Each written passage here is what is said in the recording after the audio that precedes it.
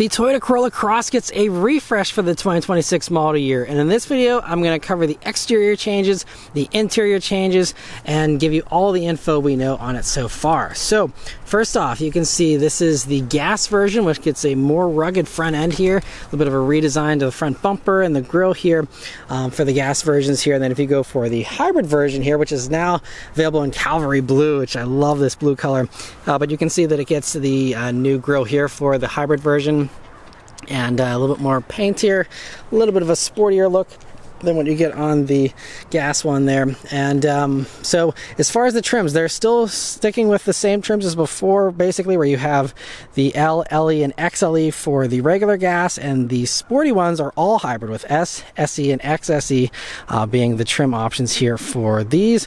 And so it's really just the front end there. You know, I think you have slightly tweaked bumpers, but you know, pretty much the same here.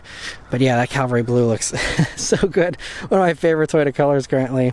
But that red also really pops nicely. But the biggest change, I think, honestly, is the inside here, which again isn't wildly different, but it is different than before.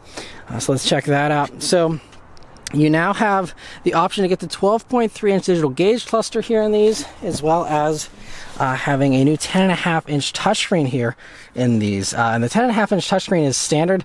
Now for the gauge cluster, that is an option. You can still get a 7-inch cluster, but now you know, the 12.3 is available there. The other thing though is that in addition to the screen, you still have the same climate controls here, but this center console is all redesigned. So you have a shifter now that I think is from RAV4. It looks very similar to, you know, the 5th gen RAV4 here, and a little bit of a beefier kind of feel than the shifter you had previously, which was out of Corolla in the past. You also have a wireless charging pad that's better designed here, and some new nice little buttons here. This used to really not be here. It was really a lot simpler, and so it's nice. You have your USB-C jack right out in the front there. You have your nice big, I think they're a lot bigger cup holders here further back now. So this is really the biggest change, is all that, and then again the new screen. Otherwise, I believe everything else is about the same. Another USB-C and power outlet in there.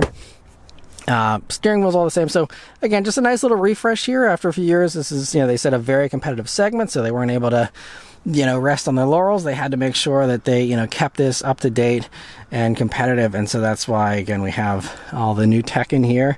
And I think this is actually a really nice little improvement here. I think this makes this a little more, again, RAV4 like, with, you know, the more prominent center console here.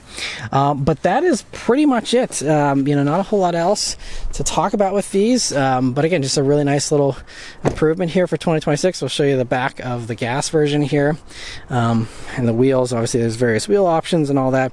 Powertrain wise, by the way, all the same still, so same carryover, 169 horsepower 2-liter 4-cylinder naturally aspirated, or a 196 horsepower hybrid version again.